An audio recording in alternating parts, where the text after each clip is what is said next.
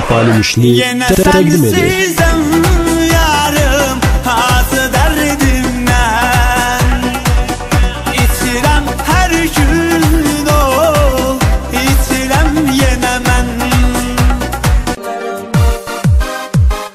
Məndən uzaqlaşsan yarım, ölə bilərəm, ölə bilərəm. Günbəgün artar intizarım, ölə bilərəm, ölə bilərəm. Gör neçə vaxtdır ayrılmışıq ondan, özümə mən bu gedişlə çətin gəlim. Yazdığı mesajları telefondan silməmişəm, silməyə gəlmirəm. Bilirsənmi sən, necə sevirəm mən, fikirlərimdə biri var o sənsən.